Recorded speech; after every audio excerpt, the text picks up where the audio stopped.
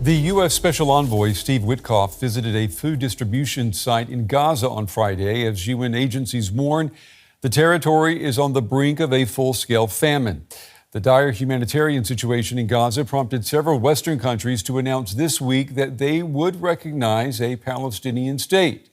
Now, efforts to breathe new life into a two-state solution were also backed by the Arab League's members this week.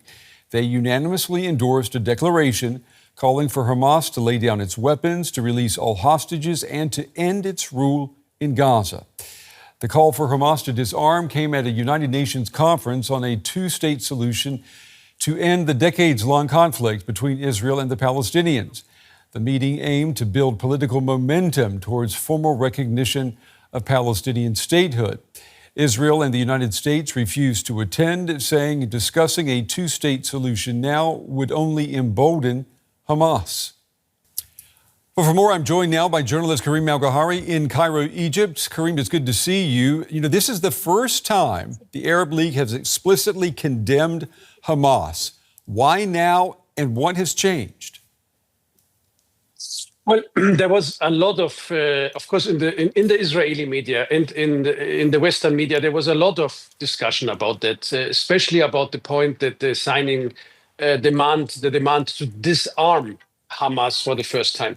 The interesting thing, there is not a big discussion in the Arab world about the whole thing, because the Arab states that signed that in New York, together with other states, they see this basically as a package. It's not only about disarming Hamas. There are other demands in the same paper. One of them is, for example, that the Palestinian Authority is going to take on is going to fill the power vacuum in the Gaza Strip, taking over from Hamas.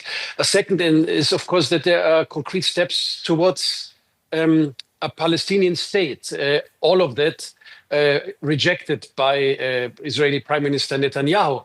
Now, for the Arab states, there is no pick and choose here. It's not about let's talk about disarming Hamas and forget about the other points. So in order to look at it realistically, it is for the Arab states a package. And if you look at the bigger picture,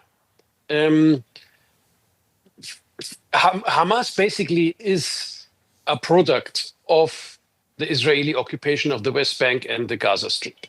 So if the occupation ends, if we move towards a Palestinian state, that will pull the political carpet under Hamas.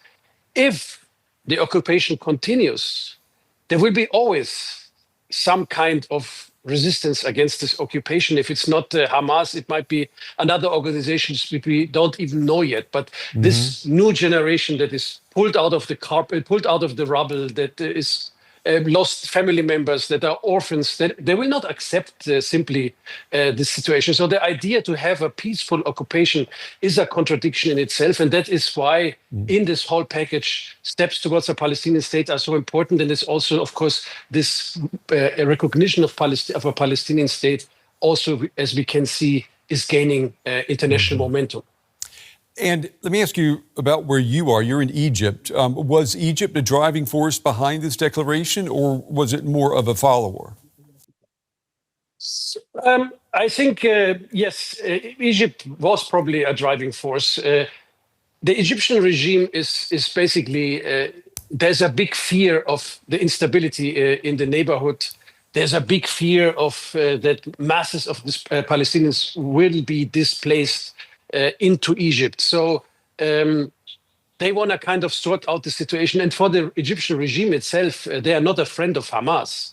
Hamas is close to the Muslim Brotherhood, and that is basically the opposition in Egypt that was criminalized since the military takeover. But of course, countries like Egypt have to also take public opinion into consideration. And disarming Hamas without ending the occupation, that kind of thing is a political minefield for all Arab regimes, not only for Egypt.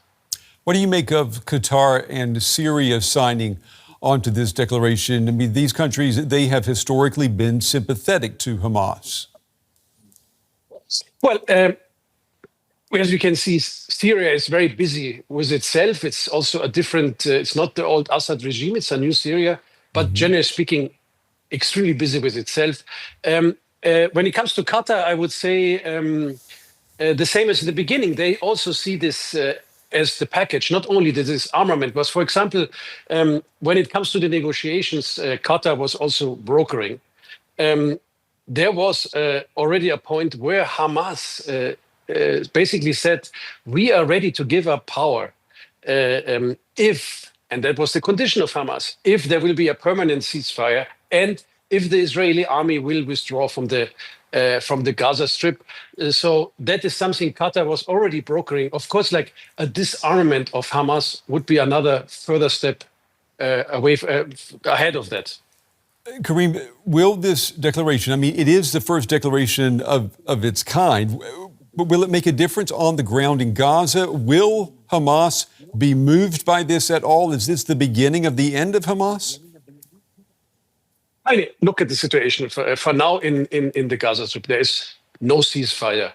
There is no withdrawal of the Israeli army. Israeli hostages are still in the hands of Hamas. We are not yet at the point of post-war arrangement. We are in the middle of this war. So it will not make a difference. And don't forget, Netanyahu rejects many points that are signed in this paper that were signed in New York. Among them, he doesn't want to have the Palestinian Authority to take over power in the Gaza Strip.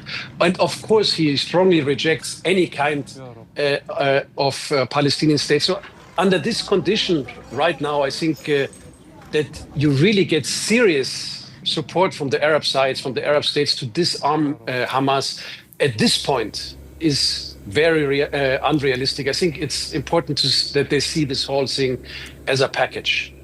And Karim, moving forward in perhaps a post-Netanyahu world, does this signal a broader Arab pivot away from resistant movements and towards normalization with Israel?